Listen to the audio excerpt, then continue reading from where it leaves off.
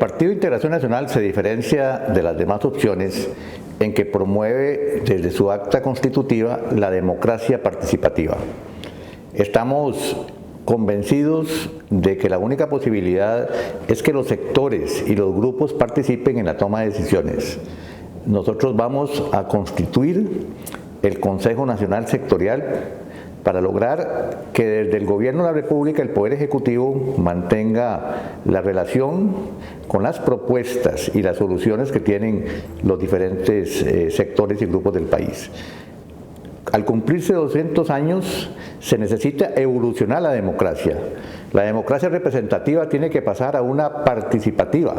y desde ese punto de vista estamos convencidos que es la única opción que tiene nuestro país. Vamos además a contemplar en nuestra propuesta una alianza estratégica que logre escuchar en las diferentes agrupaciones y sectores la propuesta concreta de la solución. Ya hemos estado desde la Asamblea Legislativa trabajando el tema de la soberanía alimentaria, temas importantes como el transporte público, fundamentalmente todo lo que se refiere a la producción nacional,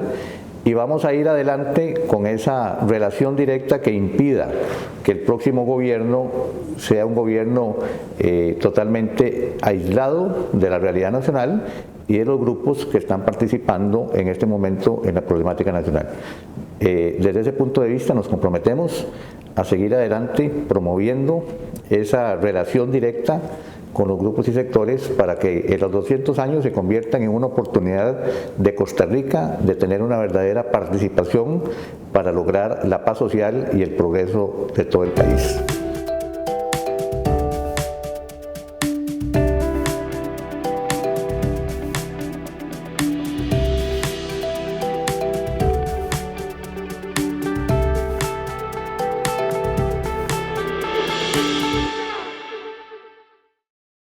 Para empezar, se debe construir una agenda legislativa con participación de todos los grupos que forman parte del Congreso.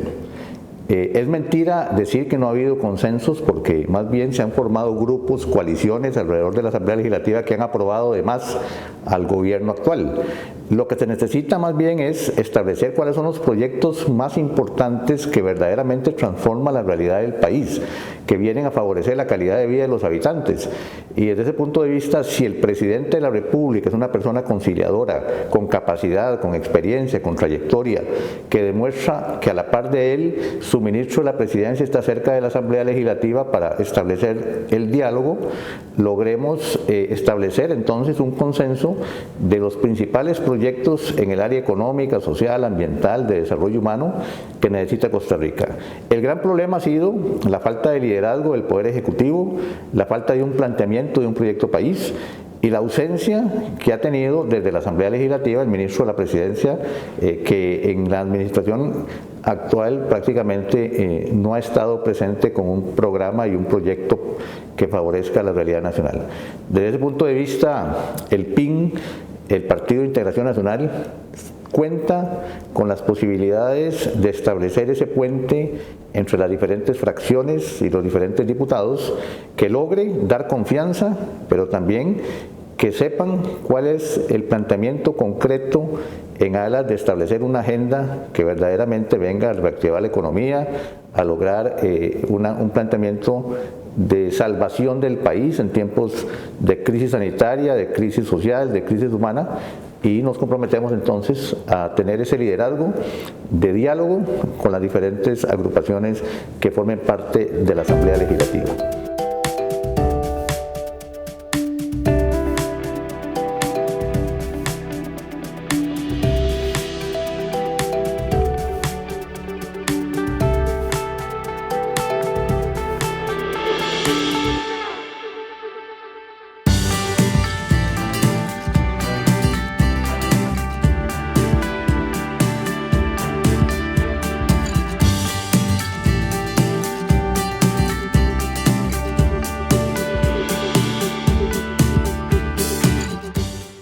Para poder combatir la corrupción se necesita que llegue una agrupación que haya demostrado en el transcurso del tiempo transparencia. El PIN ha sido catalogada dentro de las encuestas como la agrupación más transparente, que se aleja de los actos de corrupción, que quiere atacar la impunidad. Y lógicamente, si el presidente de la República, sus diputados, mantienen una lucha frontal contra los actos de corrupción, pueden comenzar un proceso de poder evidenciar en los mandos medios que han sido puestos por los partidos tradicionales, que han sido puestos por los partidos que han gobernado durante más de 80 años en este país. La única posibilidad que tenemos casualmente es comenzar a destituir a los corruptos que forman parte de un gobierno, a evidenciar que estas personas deben ser castigadas. No podemos acabar con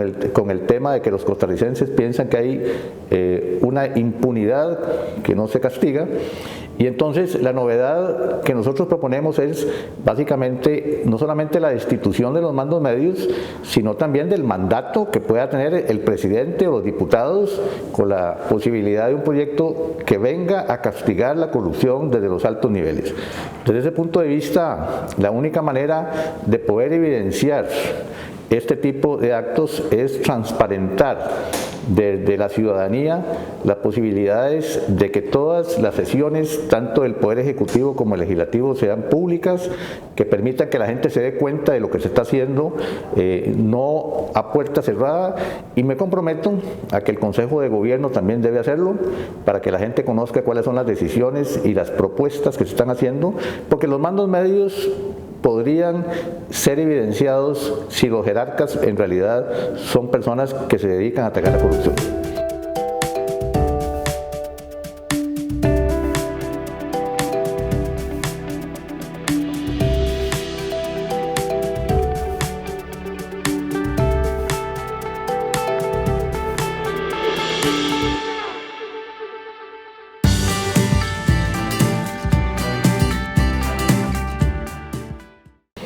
La economía del país no puede avanzar si no hay reglas claras. En primer lugar, nosotros estamos en contra de poner impuestos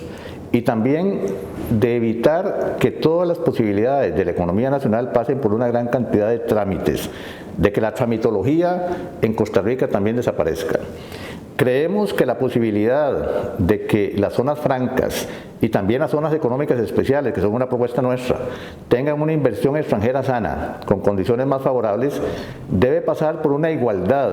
para que los pequeños y medianos empresarios tengan condiciones reales de poder elaborar su actividad.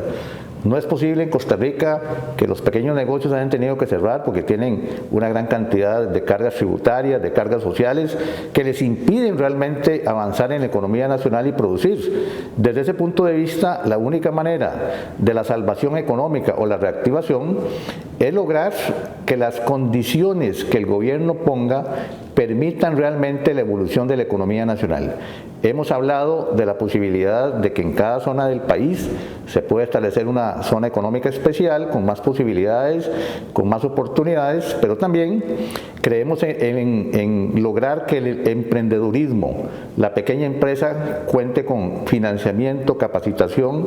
y por supuesto con un apoyo decidido de parte del gobierno. Finalmente, la única manera de poder propiciar condiciones favorables, tanto desde una zona franca, una zona económica especial y una empresa nacional, es tener esa reactivación que logre que los impuestos disminuyan para lograr que esta producción se convierta en una realidad, generando empleo, no solamente en la zona central del país, sino la generación de empleo en cada cantón y en cada región de Costa Rica.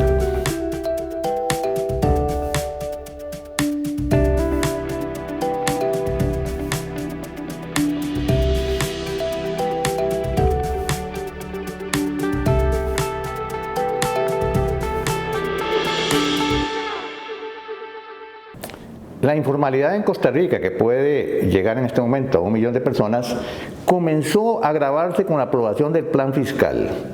11.000 millones de colones de impuestos a las pequeñas empresas, que ha hecho que las pocas posibilidades que tenían de poder sobrevivir los haya hecho cerrar el negocio y dedicarse a la informalidad. Para volver nuevamente a traerlos hacia una formalidad es necesario tener una moratoria con la Caja Costarricense de Seguro Social, muchos de ellos tienen cargas sociales, para poder nuevamente seguir cotizando para el régimen de salud, para el régimen de pensiones, lograr mejores condiciones tributarias que le permitan desarrollar a las pequeñas y medianas empresas, y así la informalidad posiblemente pase nuevamente a ser un sector productivo que logre no solamente salvar la economía, sino salvar los regímenes de salud y de pensiones de la Caja Costarricense de Seguro Social. Nosotros nos comprometemos a tender los puentes para que esos sectores realmente tengan oportunidades de trabajo, oportunidades de gestionar una pequeña y una mediana empresa, oportunidades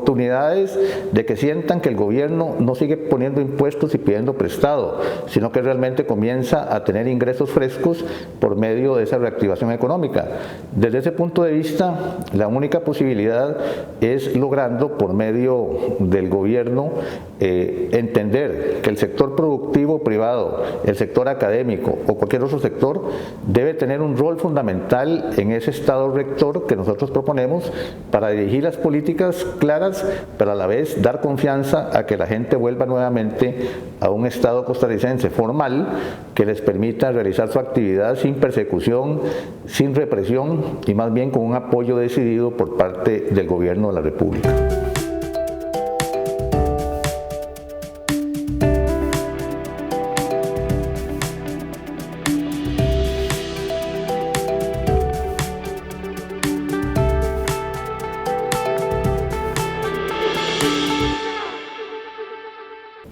Nosotros consideramos que la conectividad, el acceso a Internet debe ser un derecho humano, una posibilidad real de todas las regiones del país. Y nos hemos comprometido dentro del programa de gobierno a que todos los niños y jóvenes de este país van a tener en las escuelas, en los colegios, la posibilidad de una llegada al Internet gratuitamente. Es importante entender que hoy en día la conectividad es un servicio, es un derecho, no es un negocio. Y desde ese punto de vista, Costa Rica puede establecer los recursos económicos para ir adelante invirtiendo más en esas posibilidades.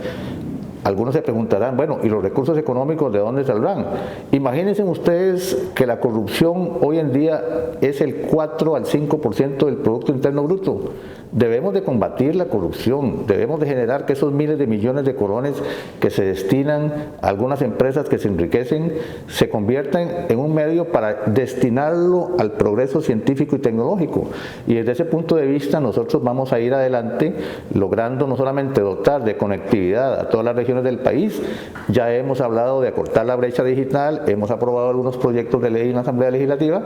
pero vamos desde el gobierno, desde una manera directa y precisa a poder dar la confianza de que los costarricenses sepan que al igual que la alimentación, la salud, la educación, la posibilidad del acceso a la Internet es un derecho y vamos a apoyar fuertemente con recursos y con recursos tecnológicos y científicos para ir adelante en este propósito en todo el país.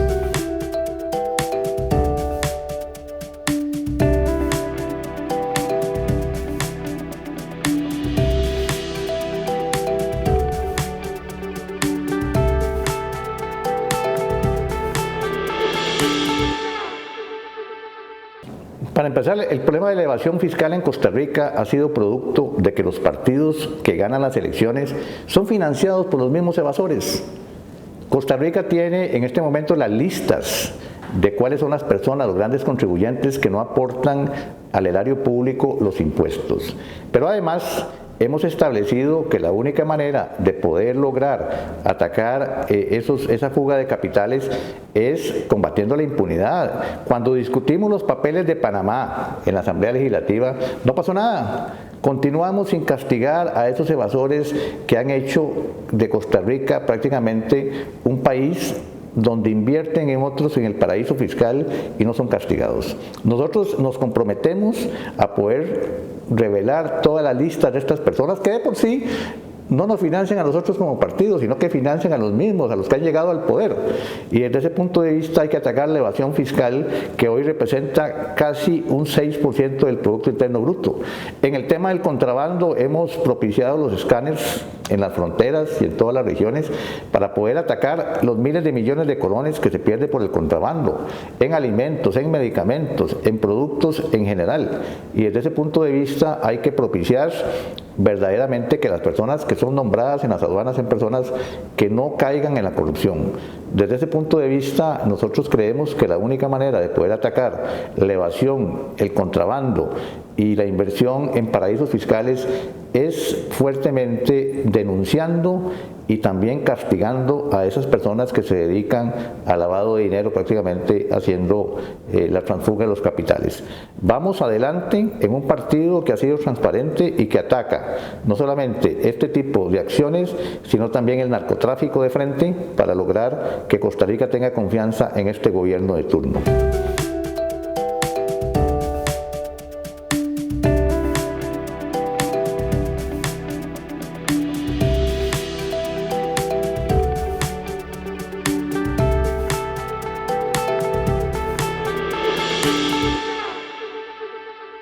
La obra pública en Costa Rica ha sido un gran negocio.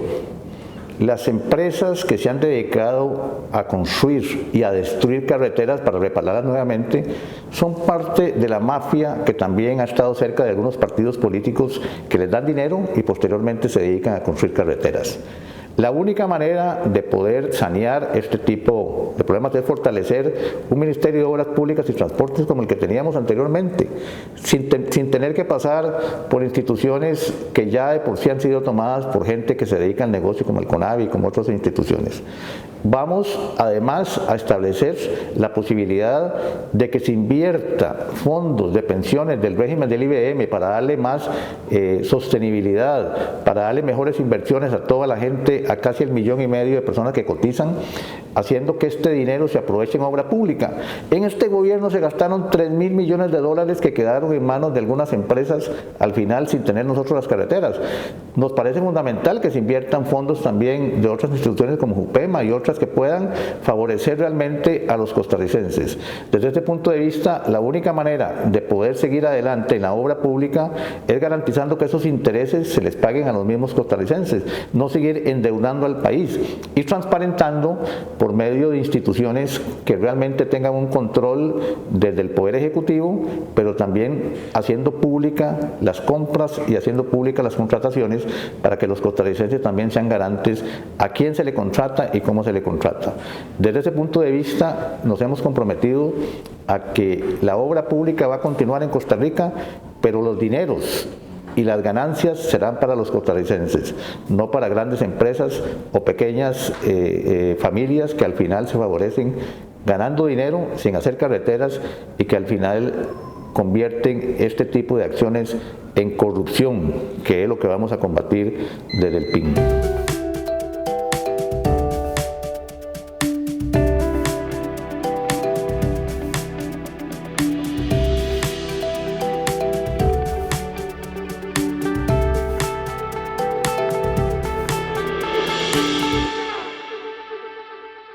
La regla fiscal fue impuesta en el plan que se llamaba el plan fiscal o mejoramiento de las finanzas públicas de manera engañosa. En realidad lo que se necesita en Costa Rica es reducir los gastos en una serie de ajustes que tiene cada institución, donde ha habido consultorías, donde ha habido gastos superfluos, donde se ha destinado presupuesto que al final se aplica como el Ministerio de Educación Pública, que se le da un presupuesto y que al final terminaron haciendo hasta las pruebas FARO y gastando miles de millones de colones sin que eso tuviera un provecho para el país. Me parece que la regla fiscal no se puede aplicar a todas las instituciones. Creemos en la inversión social, en la inversión del desarrollo humano, en la inversión de obra pública, en la inversión que realmente favorece este país. Desde ese punto de vista nosotros hemos visto visto desde la Asamblea Legislativa una gran cantidad de proyectos que quieren eliminar la regla fiscal en muchas instituciones, de manera que lo mejor es comenzar un proceso de no aplicar la regla fiscal en forma general, sino más bien en forma específica a algunas instituciones que tienen gastos superfluos. Y también lograr controlar el superávit de las instituciones, que al final algunos han dicho que hasta 7.000 millones de dólares de superávit, casualmente, sin aplicar la regla fiscal. Nosotros estamos convencidos que lo más importante no es desfavorecer el funcionamiento de las instituciones públicas hablando de ajustarlas con camisa de fuerza, sino también la inversión adecuada a la par del gasto para que estas instituciones realmente ejecuten sus programas de la mejor manera, pero no recortando de ninguna manera la posibilidad de que la gente se favorezca con esos programas. Hemos tenido un castigo desde este proyecto de ley de la regla fiscal para más bien lograr que el costarricense no tenga oportunidades de esa función pública con inversión, con gasto y también con transparencia.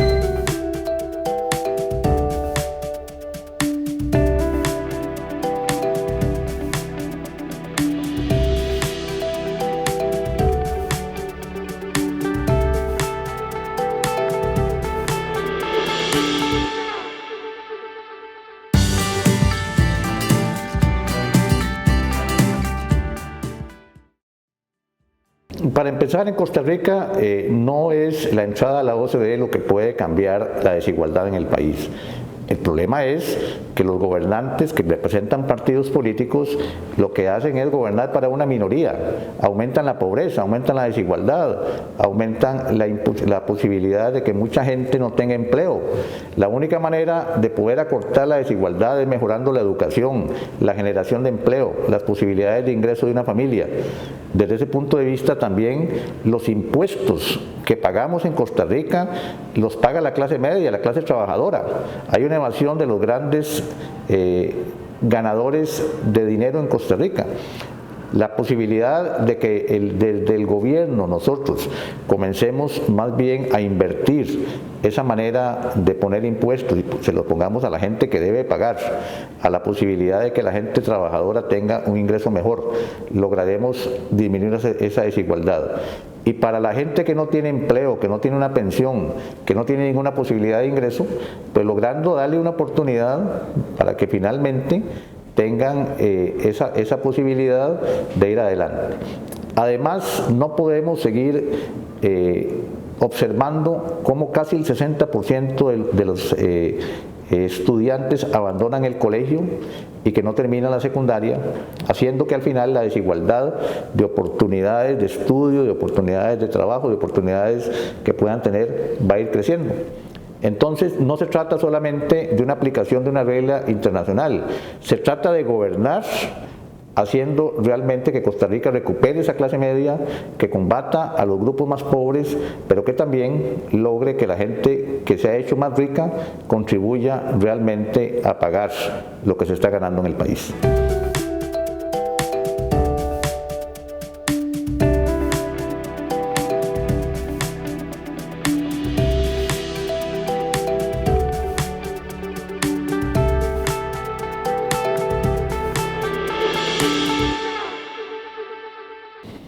La educación costarricense ha sido un pilar fundamental de la justicia social. Estamos acostumbrados a aquella educación pública con grandes educadores. No es un problema solamente de presupuesto, ya que Costa Rica tiene uno de los índices más altos de ingreso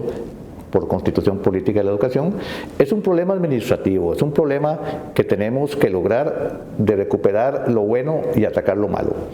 Debemos de tener una educación con formación académica, humanista, donde el estudiante sea lo más importante, logrando nuevamente darle conocimiento, darle ciencia, darle tecnología, aplicar los avances que puedan permitir formar un recurso humano de la mejor calidad. Pero tenemos que también tener un educador que no solamente esté bien compensado económicamente, sino también de calidad, que nuevamente a dar aquella educación educación que nosotros teníamos, que permitía que Costa Rica fuera uno de los países del mundo donde la gente quería estudiar, quería terminar el colegio, la escuela, quería terminar una profesión, y debemos entonces recuperar esa educación como una marca que Costa Rica debe tener. El abandono a las escuelas y colegios se debe en este momento a una gran cantidad de factores, pero consideramos que la educación empieza también dentro del núcleo familiar y debemos de fomentar esa estructura que permita que los padres le den al estudiante esa iniciativa de la importancia que tiene la formación para poder salir adelante en Costa Rica. Vamos a estimular la educación, vamos a mejorar la infraestructura educativa, pero también creemos un programa para el estudiante que le permite el desarrollo de la inteligencia, prepararse para un futuro mejor, sabiendo que puede también tener al final de la educación formal algún tipo de educación técnica que le permita trabajar. Los estudiantes quieren oportunidades de estudio y oportunidades de trabajo, y nosotros vamos a ir por esa vía correcta para favorecer la educación costarricense.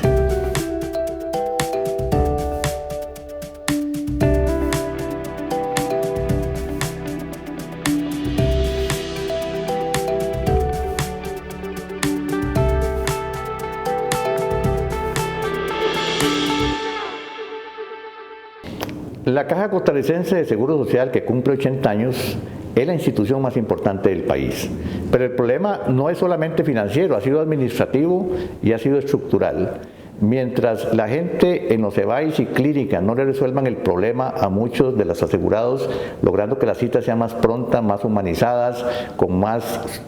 calidad y calidez, no vamos a disminuir los tiempos de espera. Una persona en Costa Rica debe entender que hay 500,000 personas diabéticas, 1 millón de personas hipertensas, hay 1 millón de estudiantes en escuelas y colegios que no deberían de utilizar la atención hasta edades avanzadas. Debemos de comenzar un programa preventivo desde los EBAIS para estas personas diabéticas e hipertensas que no tengan complicaciones, que no tengan que llegar al hospital, hacer que las citas en un hospital puedan hacerse de la mejor manera. Una persona no puede ir un día para unos exámenes de laboratorio, otro día para unos exámenes de rayos X, otro día para una cita y otro día para otra cosa. Debemos de lograr que esta persona logre resolver su problema de manera integral, y así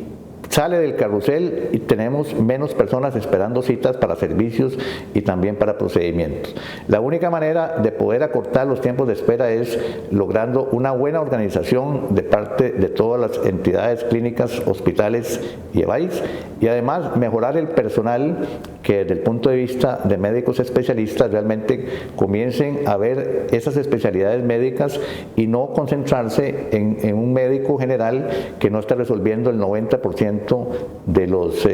padecimientos para lo cual está preparado. Vamos a hacer una verdadera transformación de la caja, no solamente para lograr acortar las citas de espera, sino también para mejorar la calidad, y desde ese punto de vista ya hemos elaborado un Plan Nacional de Seguridad Social en un informe que presentamos y que es la única manera de poder corregir los tiempos de espera, pero además la posibilidad de que el asegurado sienta que lo van a atender de manera más rápida y de manera más oportuna.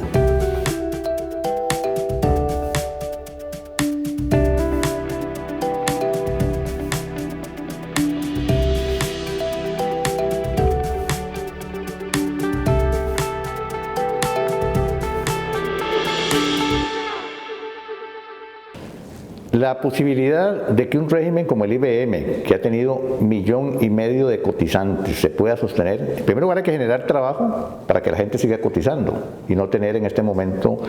más de 500,000 personas desempleadas que no tendrían posibilidad de hacerlo. En segundo lugar, las inversiones que hace este régimen deben ser de mayor rentabilidad, y por eso hemos hablado de la inversión en obra pública, la inversión no solamente en bonos del Estado, sino en cosas que sean más rentables. La administración del régimen debe estar no solamente en manos del Estado, sino que nosotros hablamos de la posibilidad de que cotizantes y jubilados también participen para lograr vigilar el sistema y darle sostenibilidad. Pero también hemos hablado del ingreso de recursos frescos. y que por lo menos el 25% de algunos de los peajes donde hay más dinero pasen directamente al régimen de pensiones para lograr establecer que este régimen no solamente tiene los ingresos por cuotas, sino también por ingresos que permitan la capitalización del régimen de mejor manera. Hay que entender que este es un régimen de reparto y no un régimen de ahorro, y desde ese punto de vista tenemos que lograr mantenerlo. Además, es fundamental para salvar el IBM lograr entender que nosotros debemos de comenzar el proceso de una buena administración, haciendo que la fiscalización de esta sea por medio del actuario de la caja, que realmente nos diga a principios de año cuál es la realidad de la situación actuarial para la sostenibilidad a corto y mediano y largo plazo. Estamos decididos entonces a no aumentar la edad de retiro, sino aumentar la capacidad del manejo de los fondos y la capacidad que pueda tener el régimen de lograr recursos frescos para tener mayores posibilidades de tener más ganancias dentro de la inversión que tiene. Y desde ese punto de vista ya hemos hecho el estudio y hemos hecho también las recomendaciones que logren hacer que tengamos una sostenibilidad a corto, mediano y largo plazo.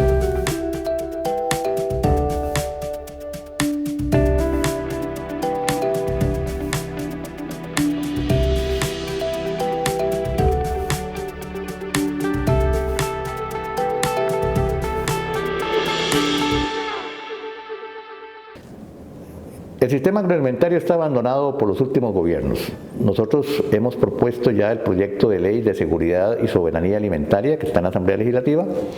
pero vamos a declarar este sector de emergencia nacional para darle más financiamiento, acompañamiento, capacitación y, si es necesario, subvención. Costa Rica debe sembrar lo que se come, y la única manera es poner en práctica una política desde el gobierno que impida que sigan perdiendo sus cosechas, sus tierras, porque tienen préstamos en algunos bancos que no han propiciado realmente conciliación, moratoria, para lograr abastecer este importante sector. Pero además es importante entender que en Costa Rica existían las juntas de crédito rural, que durante mucho tiempo tuvieron contacto con los agricultores. Nosotros estamos interesados en fortalecer esas juntas para darle los recursos necesarios y además permitir que muchos de los agricultores de este país puedan comercializar sus productos directamente, que la persona, el costarricense que compra una gran cantidad de vegetales o productos de la tierra, logre comprarlos a mejores precios en forma directa con los agricultores. Creemos que las ferias del agricultor han sido muy importantes, pero además debemos de fomentar la posibilidad de mercados municipales en conjunto con los gobiernos locales para que todas las semanas se exhiban los productos y logren ellos estar vendiendo no solamente la parte de los agricultores, sino también los pescadores, los artesanos, las personas que producen diferentes productos o servicios, y logremos entonces establecer que Costa Rica debe ver en la producción nacional su mayor tesoro, no solamente durante la pandemia, sino también como un producto que va a permitir que Costa Rica en el mundo entero sea reconocido por su calidad a ese nivel. Estamos en contra también de seguir agrediendo a los agricultores con el tema de las semillas que nos quieren venir a imponer y a desvirtuar toda la producción que ellos tienen y que tanto han favorecido la producción nacional.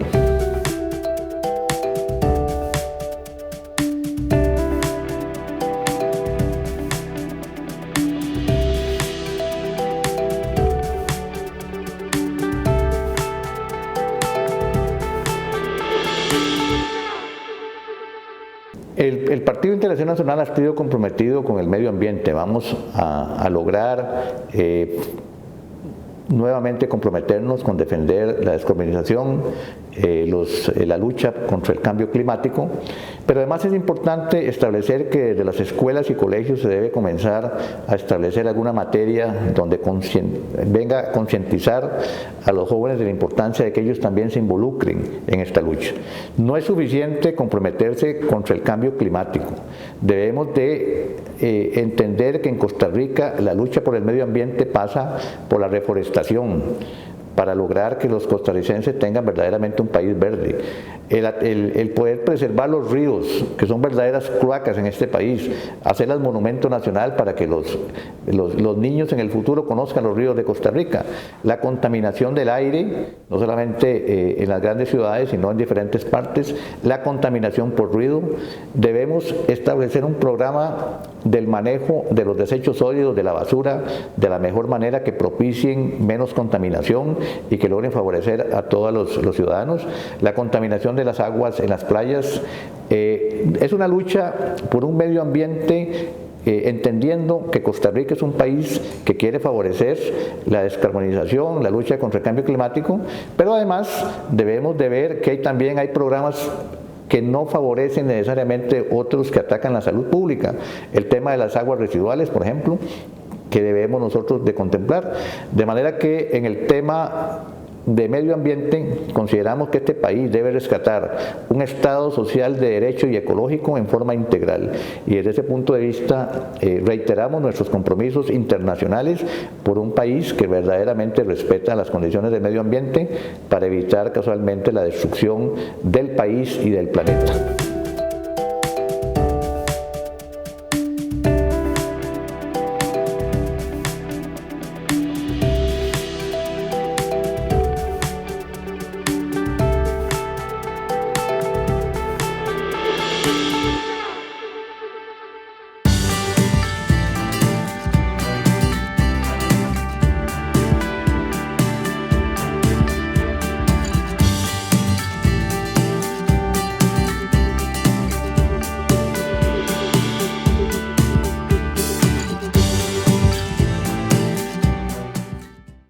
En primer lugar, hay que explicarle a los electores y a los costarricenses que el ingreso a la OCDE no es mágico. Lo primero que tenemos que pedirle a la OCDE es una ayuda para generar empleo en el país, no simplemente cumplir compromisos, sino también propuestas concretas en esa reactivación económica. Costa Rica debe ser un país desarrollado y aquí hay que generar empleo haciendo que este país sea de empleadores y no de empleados, haciendo que los estudiantes desde que están en el colegio puedan tener una oportunidad de un colegio técnico posteriormente para poder integrarse. Nuestra propuesta es que la OCDE, que ha sido inicialmente fue un plan Marshall en Europa, donde vino a favorecer la destrucción después de la Segunda Guerra Mundial, ahora vea que los países de América Latina quedan destruidos después de la pandemia. Costa Rica no es la excepción. Tenemos una situación económica precaria y nosotros seríamos los primeros en exigir desde este organismo internacional un verdadero apoyo, no solamente desde el punto de vista técnico, sino también desde el punto de vista de reglas claras para poder favorecer los contactos a nivel mundial a ese nivel. Desde este punto de vista continuaremos no solamente desde la OCDE, sino desde otros organismos internacionales que nosotros formamos parte, empezando por el SICA en Centroamérica, favoreciendo que esa política internacional sirva para la mejora de la calidad de vida en el desarrollo económico, en el desarrollo social, en el desarrollo ambiental y en el desarrollo humano. Tenemos esa visión de que el aprovechamiento de las relaciones internacionales sirva para que Costa Rica salga en este momento de la situación en que se encuentra y pueda combatir verdaderamente de manera efectiva la pobreza y además la posibilidad de tener mejores oportunidades para todos los sectores que en este momento están necesitando esa posibilidad.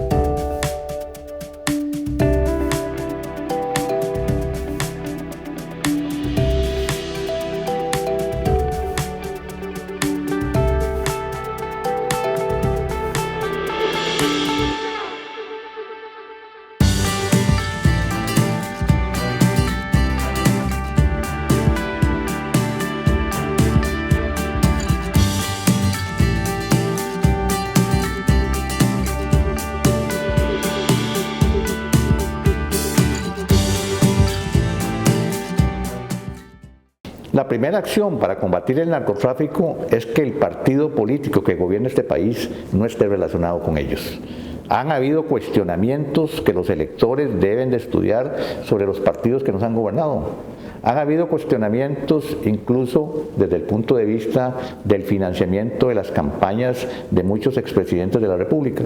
Entonces, la primera acción que hay que tomar es entender que tiene que llegar una agrupación que no esté ligada con estos grupos que verdaderamente vienen a propiciar las condiciones para seguir adelante. La lucha contra el narcotráfico no es solamente de un país, es de una región. Debemos de combatirlo en forma conjunta con algunas acciones de otros países, sobre todo los Estados Unidos, que han venido apoyando esta lucha, pero además hay que entender que la posibilidad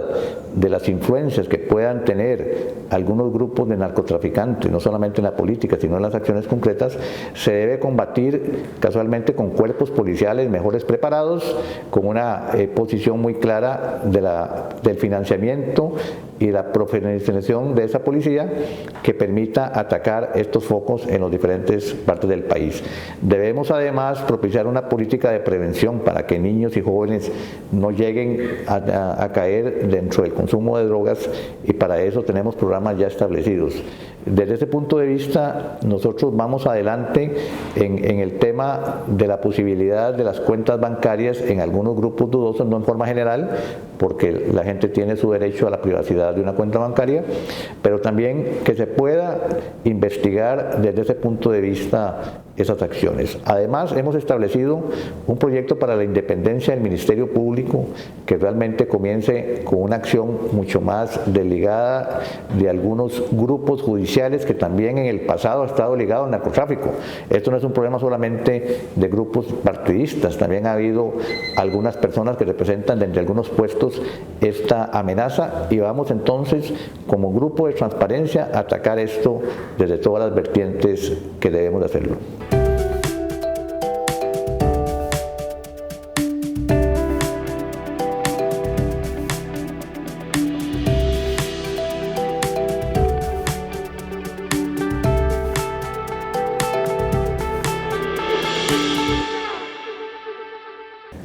La política carcelaria en Costa Rica ha sido una política de represión.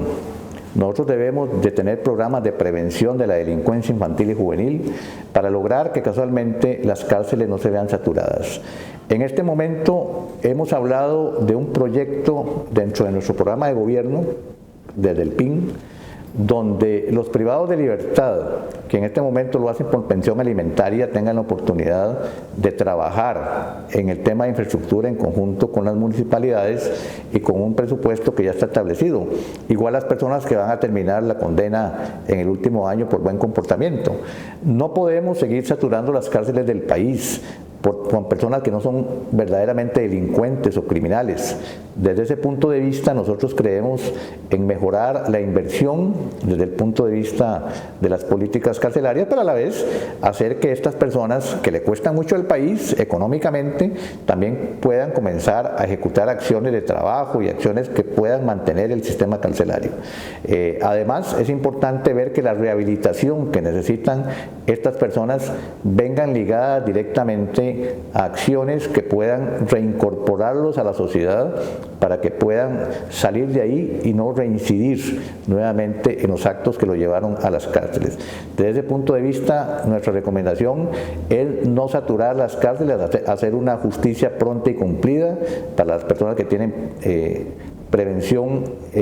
carcelaria y lograr entonces una política más integral. Desde este punto de vista, nuestro programa de gobierno en el tema de seguridad y en el tema de políticas carcelarias es concreto y viene realmente a devolverle al país la confianza de que tenemos verdaderamente las soluciones a este problema. Y quisiera finalmente decir que desde este punto de vista nos consideramos que podemos gobernar este país, que tenemos la experiencia, la capacidad, la trayectoria y la honestidad